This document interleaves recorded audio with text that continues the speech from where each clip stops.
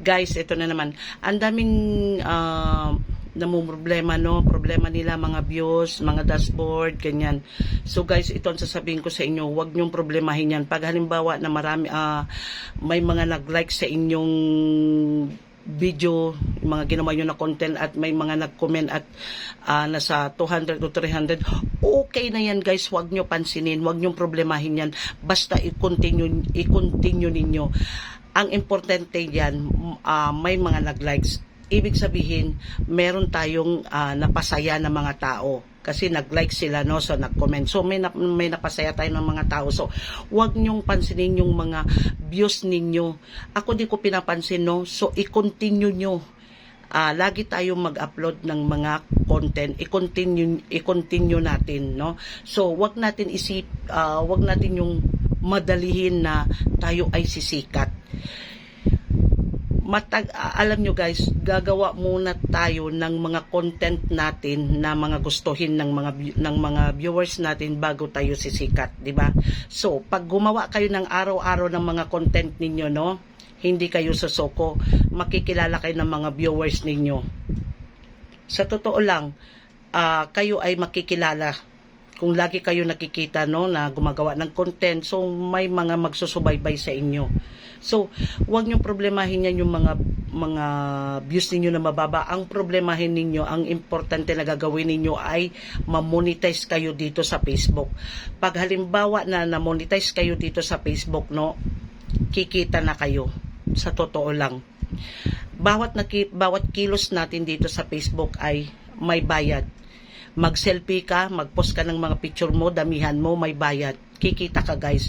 So ang dami nang ibinigay ni Meta na tools natin, no, na pwede tayong kumita. Yan, mga bonuses, subscription, yan. Marami na guys na ibinigay ni Meta dito na mga tools natin na pakakakitaan. So, huwag nyong problemahin yung mga views ninyo na mababa man ang views. Hindi nyo problemahin yan. Ang problemahin ninyo ay mamonetize kayo dito sa Facebook. Kung halimbawa naman na milyon ang nakukuha nyo na views dito sa Facebook, tapos hindi naman kayo na monetize, anong mangyayari sa inyo?